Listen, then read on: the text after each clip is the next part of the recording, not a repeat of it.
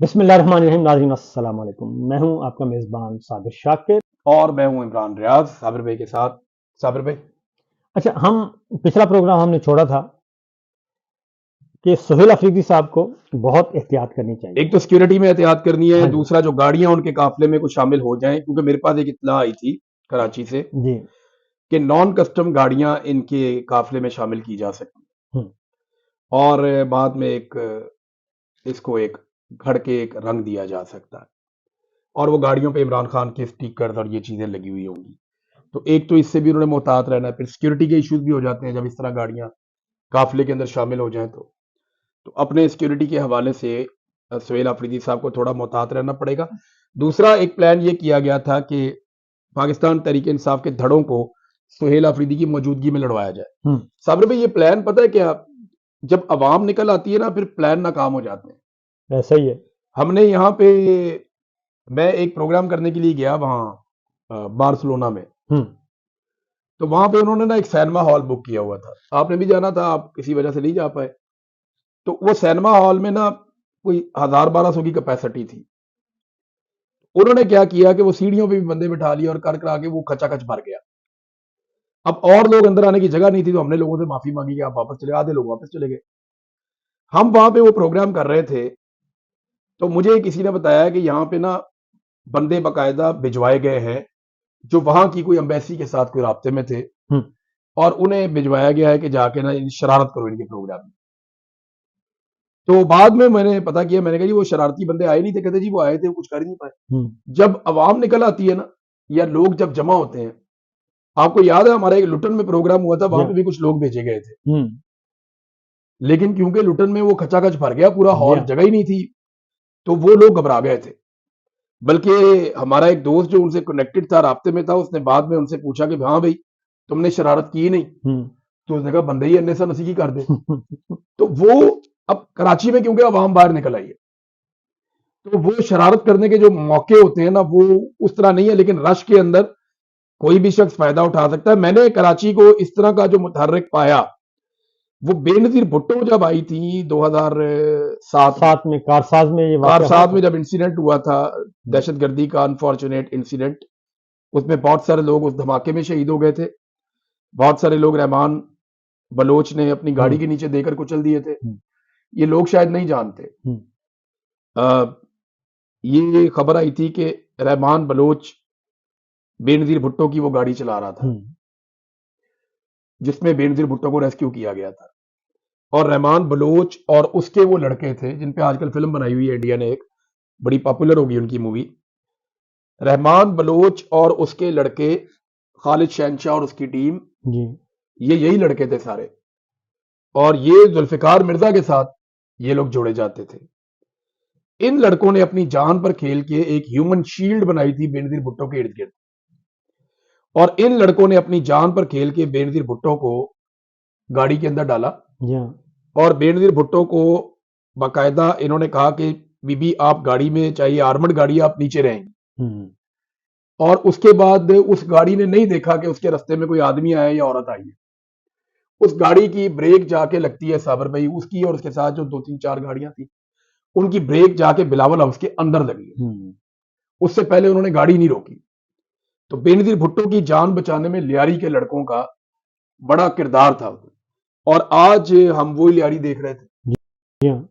آج وہ لیاری جو ہے وہ اس طرح باہر نکلا ہے، عمران خان کے ایک ورکر، ایک کھلاڑی کو دیکھنے کے لیے جس طرح لیاری باہر آیا ہے، یہ تو کوئی توقع بھی نہیں کرتا، کوئی سوچ. دیکھیں عمران خان کا نا، he is larger than life now. اس میں دیکھیں جو آپ نے بات کی نا لوٹن کی، تو اصل پرابلم ہمیں خطرہ یہ ہے، کیا ہے خطرہ؟ کیونکہ D G I S P R نے ایک پریس کانفرنس کی، اس میں انہوں نے شہزاد اکبر کی تصویر دکھائی، ان کی گفتگو، پھر میری، پھر آپ کی، پھر موہت کی، اور انہوں نے ہماری جان خطرے میں ڈالی ہے. ہاں جی صابر بھائی دیکھیں، ہمیں یہاں پہ کوئی بھی کچھ کر دیتا ہے تو اس کو انسٹیگیٹ کس نے کیا؟ D G I S P R نے کیا نا. ہم اپنے ہر پروگرام میں کہتے نہیں پاکستان زندہ باد؟ جی ہاں بالکل. ہم ہر پروگرام میں پاکستان کی بات کرتے ہیں اور پاکستان کے آئین کی بات کرتے ہیں. ہمارا اور D G I S P R کا اختلاف یہ ہے کہ ہم یہ کہتے ہیں کہ عاصم منیر صاحب ملک نہیں چلائیں گے D G I S P R صاحب کہتے ہیں نہیں آپ ملک کے غدار ہیں، غلط بات کر رہے ہیں.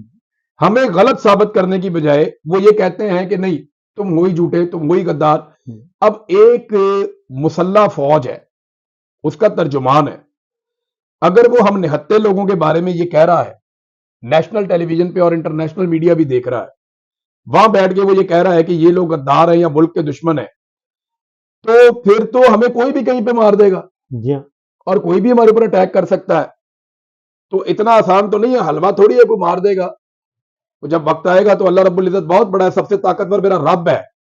کوئی اتنا طاقتور نہیں ہوتا کہ وہ رب کے کہے ہوئے کو بدل دے، اور جب رب نہ چاہے تو کوئی آپ کو مار نہیں سکتا. آپ یہ دیکھیں نا عمران بھائی کہ اس کے بعد D G S P R نے یہ بات کر دی، اور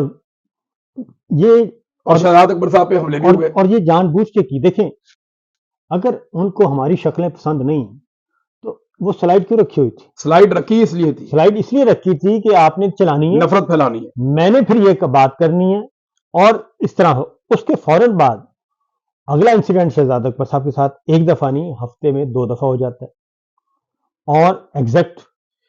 اور اس کے بعد اگلا میں اب نہیں، اور اس کو یہاں پہ جو انویسٹیگیشن ہے وہ اسی تناظر میں ہو رہی ہے، اسی تناظر میں. اب اس کے بعد ہوتا یہ کہ ان پہ حملہ ہو گیا، اور ہمارے ساتھ کیا ہوا؟ 85 سال سزا سنا دی. ٹھیک ہے، یہ ہمارا ڈاکٹر موہت کا جو اس میں دکھایا گیا وہ ایگزیکٹلی اصل میں وہ میسج تھا. تو ڈاکٹر موہت پیر زادہ کو کس بات کی 85؟ انہوں نے تو کچھ کیا ہی نہیں. صابر بھائی، آپ موہت پیر زادہ، میں آپ کو بتاتا ہوں کہ موہت پیر زادہ بہت سادہ آدمی ہے. وہ بہت، یعنی وہ اس طرح کے جس طرح کی ہمیں آتے ہیں نا، ان کو وہ بھی نہیں ہے بیچارے کو. وہ تو کسی سے لڑتے ہی نہیں ہے زندگی میں. میں نے تو کسی موہت پیر زادہ کو میں نے کسی کو اوے کہتے ہوئے نہیں دیکھا اپنی زندگی میں.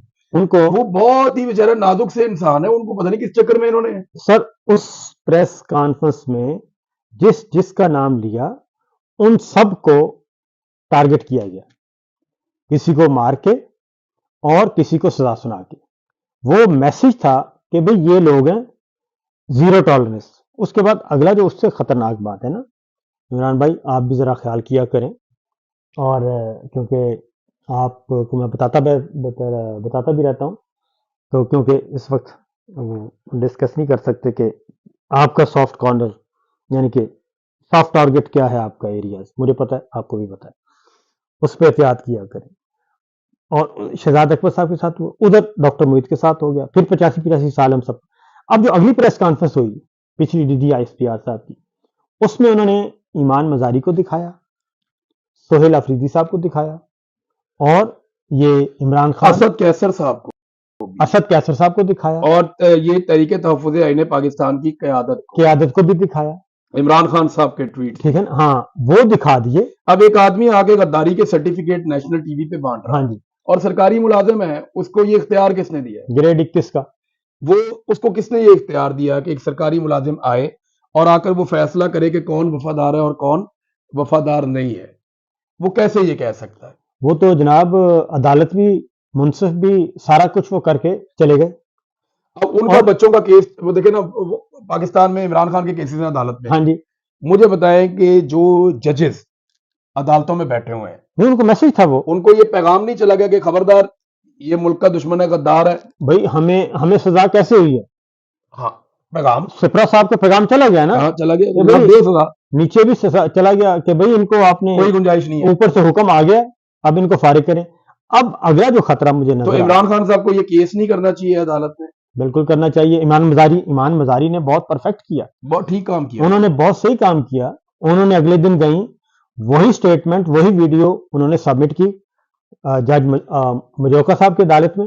نہیں، عمران خان صاحب کو بھی یہ کرنا چاہیے، علیمہ خان صاحبہ کو بھی یہ کرنا چاہیے کہ ہمارے کیسز عدالتوں میں ہیں.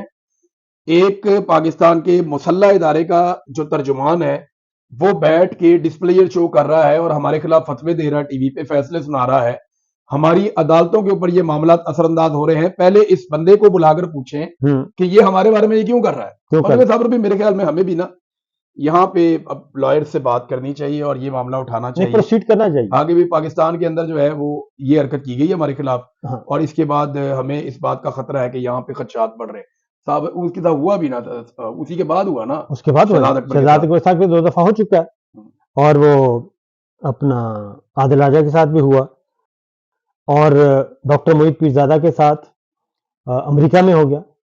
تو ایک بات تو ہے کہ اسکاٹ لینڈ یارڈ جو ہے وہ یہاں تک تو پہنچ گئے ہیں نا کہ یہ ویل پلانڈ کوآرڈینیٹڈ یہ تھا معاملہ. دیکھیں وہ ابھی یہاں پہ کیونکہ انڈر انویسٹیگیشن ہے، ہم اس کے اوپر کوئی زیادہ بات نہیں جتنی بات ان کی طرف سے اتنی بات یہ ہے کہ جناب یہ جو انہوں نے خود بتائی ہے، جو انہوں نے شہزاد اکبر صاحب نے، جی ہاں، اور جو رپورٹ بھی ہو گئی، مرتضیٰ صاحب، اور یہ بندے پکڑے جائیں گے. ہاں یہ بندے پکڑے جائیں گے. تو میں یہ سمجھتا ہوں کہ ایمان مزاری صاحبہ نے بالکل درست کیا، اور باقیوں کو بھی، سہیل آفریدی صاحب کو بھی، یہ سہیل آفریدی صاحب کو کرنا چاہیے، عمران خان صاحب کے وکلا کو کرنا چاہیے، علیمہ خانم کے وکلا کو کرنا چاہیے، علیمہ خان، اسد کیسر، جس کا نام انہوں نے اس دن دکھایا نا جی اپنی پریس کانفرنس میں، ان سب کو کورٹ آف لا میں جانا چاہیے. کیونکہ میں یہ ذاتی طور پہ سمجھتا ہوں، آپ بھی سمجھتے ہیں، کہ یہ باقاعدہ طور پہ ایک میسج تھا جو دیا گیا، اور وہ کہاں کہاں دیا گیا ہمیں تو نہیں معلوم. اس لیے ایک بات، اب ایک اور جی اگلا ہم سوچ رہے تھے، وہ بہت ذرا تھوڑا سا ہم نے ایک گفتگو کرنی ہے. آج کل وہ ہم جو بات کر رہے تھے، میڈیا، ہاں میڈیا جو ہے یہ نوجوانوں کے پاس چلا گیا، اور ایک رجیم چینج کے بعد نا ہاں جی صابر بھائی سب کا بڑا نقصان ہوا ہے. میڈیا کی کریڈیبلٹی کا تو بیڑا ہی غرق ہو گیا. جی ہاں، دیکھیں نا، جو ہمارے بڑے بڑے اینکرز ٹائیاں پہن کے، سوٹ پہن کے، بڑے بڑے مہنگے سوٹ پہنتے ہیں، پتہ ہے آپ کو، برانڈڈ، بہت مہنگے سوٹ پہنتے ہیں. میں تو یعنی میں نے نیچے پہنی ہوتی تھی جینز، اور اوپر میں کوئی بھی کوٹ پہن کے پروگرام کر دیتا تھا. پیچھے ہی بیٹھنا ہے آپ نے اس کے کاؤنٹر کے، جی ہاں، دکان کا کاؤنٹر ہوتا ہے نا، تو دکان ہی کھلتی ہے 8 بجے اور 10 بجے. جی ہاں، ہم سے زیادہ تو کوئی نہیں جانتا. ہم نے بڑا عرصہ وہاں بیٹھ کے جو ہے وہ یہ کام کر کے دیکھا ہے.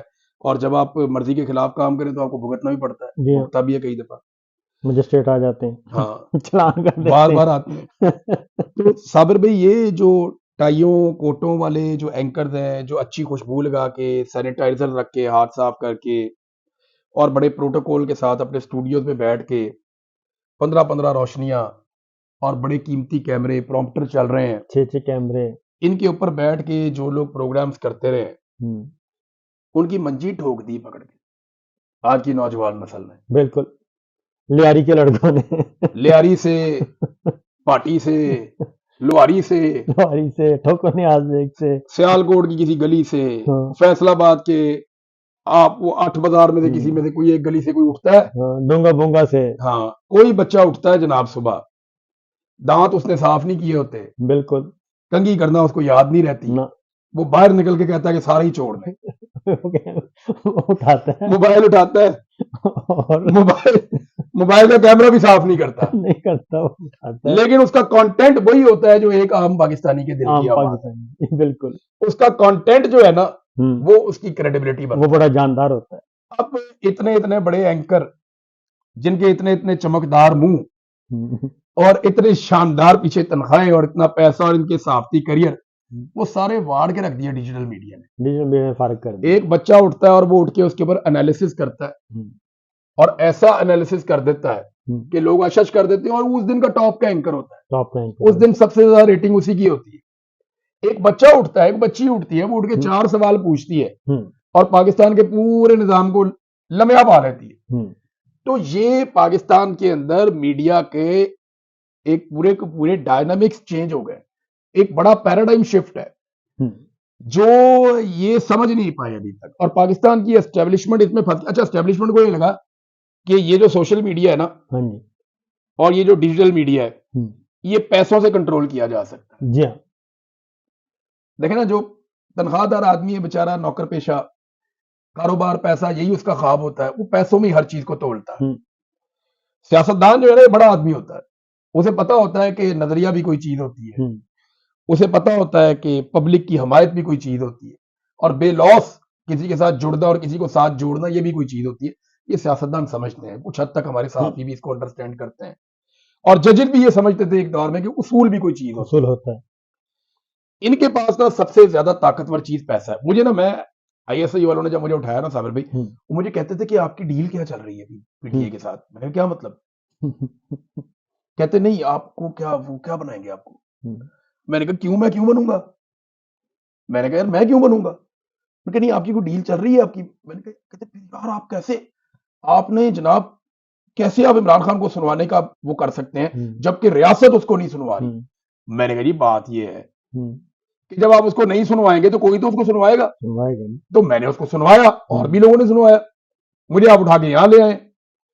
تو وہ حیران ہوتے تھے کہ یہ کیا. میں نے کہا جی یہ بات نظریے کی ہے. اصل پرابلم پتہ کیا, اصل پرابلم یہ ہے کہ یہ ہمارے جو پنڈی بوائز ہیں نا, پنڈی بوائز اسلام آبادی ہیں, یہ سمجھتے نہیں, یہ سمجھتے ہیں کہ پیسے سے بات شروع ہوتی ہے اور طاقت پہ ختم, اور پیسے پہ ختم ہوتی ہے, اور جہاں بات نہ بنے وہاں پر طاقت ڈال دو بس. اس کے علاوہ ان کے دماغ میں نا کوئی اور بات ہے ہی نہیں. اس کی وجہ ہے انہوں نے ڈیل کیا ہمیشہ نواز شریف سے. جی ہاں, پیسے والا نا سارا گیم. زرداری صاحب سے کاروباری آدمی ہے, انہوں نے کاروباری سیاستدانوں سے ڈیل کیا ہے. ان کو جب جب کوئی ایسا سیاستدان ٹکرا ہے جو کاروباری نہیں ہے نا, ان کو شکست ہوئی ہے. اور یہ بگٹی سے ہار گئے, یہ بھٹو سے ہار گئے, یہ شیخ مجیب سے بھی ہار گئے, یہ فاطمہ جناح سے بھی ہار گئے, یہ لیاقت علی خان سے بھی ہار گئے, اور یہ بینظیر بھٹو سے بھی ہار گئے. جی ہاں, یہ جیتے کس سے؟ یہ زرداری سے جیت گئے, نواز شریف سے جیت گئے, فضل الرحمان سے جیت گئے. یہ کاروباری لوگوں سے جیت جاتے ہیں ہمیشہ. اور یہی کام ان کا صحافت میں ہوا. عمران خان سے یہ ہار جائیں. اچھا صحافت میں انہوں نے یہ کیا, ڈیجیٹل میڈیا اپنا لے کے آ گئے, اپنا لے آؤ. اچھا اس کو بھی لے لو, اس کو بھی لے لو, اس کو بھی. اچھا میں جب ان کا ایک نیا ڈیجیٹل میڈیا آیا, کالا چینل, تو مجھے نا کچھ صحافیوں نے رابطہ کیا کہ بھائی جان وہ کالے چینل پہ آپ کو جو ہے نا وہ دعوت ہے, آپ آئیں اس چینل میں نا. اچھا جو انہوں نے آفر کی نا صابر بھائی, اتنے پیسے تو نیوز چینل بھی نہیں دیتا. میں نے کہا یار تمہاری, میں ڈیجیٹل میڈیا کو اچھی طرح سمجھتا ہوں, تمہارے ٹوٹل چینل کی پورے سال کی اتنی کمائی نہیں ہے جتنی تم مجھے ایک مہینے میں آفر کر رہے ہو, 1-2 مہینے میں تم مجھے دے دو گے. تو یہ پیسہ آئے گا کہاں سے؟ وہ پھر میرے ایک صحافی ہیں دوست, بڑے پیارے دوست ہیں, آپ کے بھی دوست ہیں, ان کو جب انہوں نے پہلا چیک دیا نا, انہوں نے واپس کر دیا. انہوں نے کہا جناب مجھے پتا چل گیا کہ یہ پیسے آئے کہاں سے اور یہ چیک آج بنے کہاں پہ, لہٰذا یہ پیسہ آپ رکھیں اپنے پاس, میری جب آپ کو ضرورت ہو تو مجھے بلا لیا کریں, میں آگے آپ کو انٹرویو دے کے چلا جایا کروں. تو اس لیول کا یہ ڈیجیٹل میڈیا لے کر آئے, اور اس ڈیجیٹل میڈیا کو کھڑا کرنے کے لیے انہوں نے کروڑوں اربوں روپیہ جھونک دیا. اور یہ آج تک یہ تو بہت دور, ہماری ایک خاتون ہے وہ ڈٹ کے کھڑی ہے, اللہ تعالیٰ ان کو سلامت رکھے, سمینہ پاشا. یہ سارے رل کے سمینہ پاشا کا مقابلہ نہیں کر پائے. ہم تو بے شمار لوگ ہیں نا, ہماری تو بہت بڑی تعداد ہے, کوئی یہ ہے, کوئی وہ ہے, کوئی وہ ہے. صابر شاکر ہیں, محیط پیر زادہ ہیں, ارشد شریف کے کلپ آج تک ان کے اوپر بوجھ بنے ہوئے ہیں. ارشد بھائی کی اہلیاں ہیں, ان کے بچے بھی کبھی بات کر لیتے ہیں. بے شمار اور لوگ ہیں, وجاہت سعید خان صاحب ہیں, محیط پیر زادہ صاحب ہیں, یہ اور آوازیں PTI کے اندر سے اٹھ پڑی ہیں, وہ ریٹائر فوجی ہیں, وہ بھی بولتے ہیں. سب سے لڑنا تو بڑی دور کی بات ہے, پاکستان کے اندر بے شمار لوگ ہیں, ان سے لڑنا بھی بہت دور کی بات ہے. یہ سارے رل کے نا اکیلی سمینہ پاشا کا مقابلہ نہیں کر سکتے. وجہ کیا پتا ہے؟ وجہ یہ ہے کہ وہ کانٹینٹ ہے ریئلٹی بیس. بالکل وہ بات کر رہی ہیں اصول کی, قانون کی, آئین کی, اور یہ بات کر رہے ہیں طاقت کی, جبر کی, دھونس کی, دھاندلی کی, بے ایمانی کی. یہ ان کا بیانیہ پتہ کیا ہے؟ ان کا بیانیہ ہے خواہش, ان کا بیانیہ ہے انتقام, بغض, حسد, جلن, یہ ان کا بیانیہ ہے. اب میرا اور آپ کا بیانیہ کیا ہے؟ میرا اور آپ کا بیانیہ ہے پاکستان کے مسائل. پاکستان کے مسائل کیا ہیں؟ پاکستان کے عوام کو تکلیف کیا پہنچی ہے؟ پاکستان کیسے مشکل سے نکل سکتا ہے؟ ہمارا بیانیہ یہ ہے. ہمارا بیانیہ ہے کسان کا, تاجر کا, وکیل کا, جج کا, سائل کا, مزدور کا, رکشے والے کا. وہ بھائی وہ بیچارہ اس کا جینا حرام ہو گیا ہے, اور آپ کہتے ہیں کہ صبح طاقت کے دے دیے جائے جناب, یہ بھیج دیتے ہیں, وہ واٹس ایپ پہ صبح بھیج دیتے ہیں کہ آج یہ ایجنڈا, آج کا بیانیہ یہ ایجنڈا ہے, یہ ایسے چلے گا, آج کا ایجنڈا یہ ہے. اور ہمیں صبح اٹھ کے صابر بھائی پتہ ہی نہیں ہوتا کہ آج کیا کرنا ہے. کیا کرنا ہے. ہم اٹھتے ہیں, خبریں دیکھتے ہیں, چیزیں دیکھتے ہیں, حالات حاضرہ کو دیکھتے ہیں, اخبارات پڑھتے ہیں, بہت ساری نیوز دیکھتے ہیں, سوشل میڈیا کو دیکھتے ہیں, لوگوں سے رابطے کرتے ہیں, کوئی 15 ٹیلی فون کرتے ہیں, کوئی ادھر کوئی ادھر, کوئی سورس سے رابطہ. پھر جا کے 3 4 5 گھنٹے کی کوشش کے بعد ہمیں پتہ چلتا ہے کہ آج ہم نے کیا کرنا ہے. کیا کرنا ہے. اور ان کو ایک رات پہلے پتہ ہوتا ہے کہ کل ہم نے کیا کرنا ہے. کیا کرنا ہے. یہ فرق ہے. وہ ایجنڈا کے اوپر اپنا پورا سسٹم چلاتے ہیں اور ہم سسٹم کے مطابق اپنی خبر اور اپنی چیزیں چلاتے ہیں. تو یہ انہوں نے بہت بڑی غلطی کی ہے. یہ ڈیجیٹل میڈیا کو کبھی بھی کنٹرول نہیں کر پائیں گے کیونکہ اس کو کنٹرول کرنے کا یہ طریقہ غلط ہے. فائر وال لگائی تھی نا, جو مرضی کر لیں گے. فائر وال لگائی, کیا بنا. یہ پاکستان کے اندر سے آئی ٹی کی انڈسٹری ختم کر دیں گے. اب یہ دوبارہ لگا لیں. اب یہ کہتے ہیں کہ وی پی این وغیرہ سارے کے سارے وہ کر دیں گے, ختم کر دیں گے پاکستان. یہاں پہ وی پی این کون سا لگے گا صابر بھائی؟ اگر یہ وی پی این ختم کر دیں گے تو پاکستان میں جو فری لانسرز ہیں وہ پاکستان چھوڑ کر چلے جائیں گے. اور کریں گے کام, وہ چلے جائیں گے پاکستان چھوڑ کر. انہوں نے کام نہیں ختم کرنا اپنا. وہ دبئی چلے گا, بیٹھ جائے گا, کوئی عمان جا کے بیٹھ جائے گا. تھوڑے عرصے بعد وہ پیسے وہاں جمع کرنا شروع کر دیں گے اپنے. سر بہت پیسہ سر باہر چلا گیا ان کی حرکتوں کی وجہ سے. اتنا سرمایہ باہر جا رہا ہے. 10 ارب ڈالر کہتے ہیں دبئی میں گیا ہے ابھی یہ ان کے رجیم کے پاس. سر 100 بلین ڈالر صرف ریل اسٹیٹ میں ہے پاکستانیوں کا. 100 ارب ڈالر صرف دبئی یو اے ای میں ریل اسٹیٹ میں گیا ہے. اور یہ پتہ نہیں, میں تو کہتا ہوں کہ آج تک کتنے بھی آئے, کسی نہ کسی کا کوئی ڈاکٹرائن ہوتا تھا, جھوٹا سچا, اور کسی نے ضرب عضب, رد الفساد, دہشت گردی کے خلاف جنگ, پیچھے چلے جائیں افغان جہاد, اس سے پیچھے چلے جائیں, کچھ نہ کچھ تھا. ان کا جو نظریہ ہے, ان کا کیا ہے, پاور ڈاکٹرائن. پاور ڈاکٹرائن کون سا پاور ڈاکٹرائن؟ ہمیں رہنا ہے طاقت. ہاں, ہمیں طاقت میں رہنا ہے. اس کے لیے آپ کو اسرائیل پہ اپنی پالیسی بدلنی پڑے. ہاں جی. انڈیا کو اپنا پانی دینا پڑے. جی ہاں. اپنے حصے کا پانی آپ انڈیا کو دے چکے, دے دیا. اور آپ نے اسرائیل کے بارے میں اپنی پالیسی بدل دی ہے. جی ہاں. فلسطینیوں کے بارے میں پالیسی بدل دی ہے.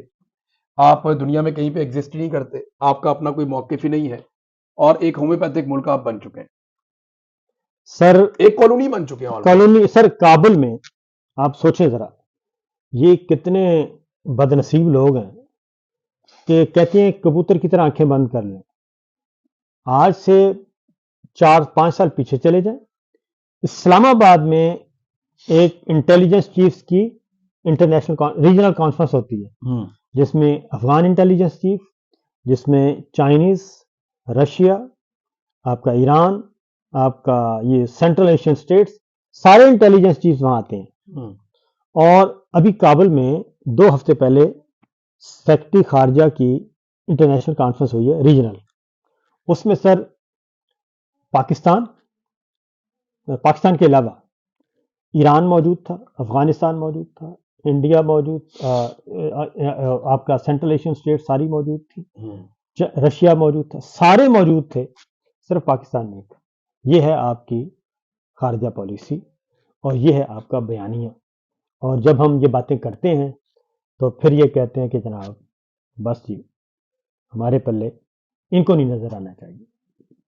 تو اس پہ میرا خیال ہے کہ ان کو, یہ جو ہمارے ہیں ڈیجیٹل میڈیا کے نوجوان, ویسے ان کو دانتوں سے نہ بنتی ہے نا جی. وہ موٹر سائیکل پہ بیٹھتے ہیں, ٹھیک ہے نا. اور نہیں, میں تو یہ بات کر رہا تھا عام نوجوان کی, جو ہمارا اپنا ڈیجیٹل میڈیا کا باقاعدہ جو صحافی ہے, جس نے صحافت شروع کی ہے, صابر بھائی, وہ تو ان کی جڑوں میں بیٹھ گیا. ایسا ایکوریٹ ہے, ہر جگہ وہ پہنچتا ہے. میں آپ کو بتاتا ہوں, ہر جگہ پہنچتے ہیں, ہر ریلی کور کرتے ہیں, ہر ایونٹ پہ جاتے ہیں, مشکل ترین حالات میں کھڑے رہتے ہیں, اپنا موبائل, اپنا مائک, اپنی چیزوں کی حفاظت بھی کرتے ہیں, اور واپسی پہ اپنی موٹر سائیکل پہ بیٹھ کے نکل بھی جاتے ہیں. سنیں میری, ٹیلی ویژن چینل اس وقت کم از کم بھی 4-5 ارب روپے میں لانچ ہوتا ہے. ٹھیک ہے, 4-5 ارب کا بجٹ ہے اس کا. اور ایک ڈیجیٹل چینل جو ہے, ایک فون, وہ تو ویسے ہی ہوتا ہے سب کے پاس, ایک مائک, اور یہ ایک پیچھے سٹینڈ پڑا ہے. یہ ہے کوئی میرا خیال 2-4 ہزار کا ہی ہوگا, اس سے زیادہ کا نہیں ہے. نہیں, یہ 10,000 روپے کا چینل ہے ٹوٹل 10,000 کا چینل جو ہے, 10,000 کا چینل کھڑا ہو جاتا ہے 10 ارب روپے کے مقابلے میں. اور زیادہ بہتر پرفارم کر دیتا ہے. اور وہ زیادہ بہتر پرفارم کرتا ہے. اگلی بات سنیں, وہ ریاست پاکستان، حکومت پاکستان، کسی صوبائی حکومت، کسی ISPR کسی سے پیسے نہیں لیتا، اشتہار بھی نہیں لیتا، اشتہار نہیں وہی نا، کسی سے پیسے نہیں لیتا، کسی سے اشتہار نہیں لیتا. کئی بچے پوڈ کاسٹ کر رہے ہیں صابر بھائی، اور وہ انٹرویوز کرتے ہیں، بڑے اچھے انٹرویوز کر رہے ہیں. میں نے بہت سارے بچوں کے دیکھے ہیں، بڑے اچھے انٹرویوز کر رہے ہیں، بہت اچھے کرتے ہیں، بہت اچھے اور سب سے اچھا. اور ایک طرف آپ کا 10 ارب روپے کا 6 ارب روپے کا ٹیلی ویژن چینل، اور دوسری اور اس میں ہمارے خزانے کے پیسے خرچ ہوتے ہیں. دوسری جانب ایک نوجوان وہ 10,000 روپے، 15,000 روپے، 20,000 روپے خرچ کرتا ہے، وہ اپنا ایک کام شروع کرتا ہے، وہ پیسے لے کے آتا ہے پاکستان میں. ہاں وہ پاکستان میں پیسے لا رہا ہے، زر مبادلہ لے کے آ رہا ہے. ہاں، اس کو دنیا میں جو لوگ سنتے ہیں وہ پھر پیسے پاکستان میں آتے ہیں. ہاں جی، پیسے پاکستان میں آتے ہیں. تو ایسے لوگوں کی آپ کو قدر کرنی چاہیے. اور وہ تصویر کا وہ رخ دکھاتے ہیں جو نارملی ظالم لوگ نہیں دکھاتے. ٹی وی چینل کے دیکھیں نا، اپنے مفادات بھی ہوتے ہیں نا، سیٹ ہیں، سیٹوں کے اپنے اور کاروبار بھی ہیں. وہ تو صرف سائڈ بزنس، بہت بے شمار تو بزنس. وہ پھر یہ کہتے ہیں کہ ہم کسی کو پیٹ پہ لات ماریں گے، وہ ہمارے پیٹ پہ لات مارے گا. جی ہاں، ایسا لہٰذا وہ جو چیزیں نہیں کرتے، ان کے سٹیکس کم ہیں، یہ نکل کے وہ پہنچ جاتے ہیں اور جا کے دکھا دیتے ہیں کہ جناب یہ قدم مارا جا رہا ہے، یہ چیز ہو رہی. تو صابر بھائی، ہم نے بات کی ڈیجیٹل میڈیا پہ، میرے خیال میں کافی ہے، اسٹیبلشمنٹ کو یہ بات سمجھ لینی چاہیے، اور سیاسی جماعتوں کو بھی. ہاں، کہ جتنا مرضی یہ زور لگا لیں، یہ ہے جناب ایک نئی صدی، یہ جین زی ہیں، یہ جین الفا ہیں، یہ قابو نہیں آنے. جو مرضی آپ کر لیں. اور کیونکہ یہ پاکستان کے عوام ہیں، عام لوگ ہیں، مڈل کلاس، اور ہم بالکل سادہ سے لوگ ہیں. اور ہمیں 85 سال سزا سنانے کے بجائے آپ انسان بنیں اور پاکستان کا سوچیں. فی الوقت اتنا ہی. اجازت دیجیے. اللہ حافظ.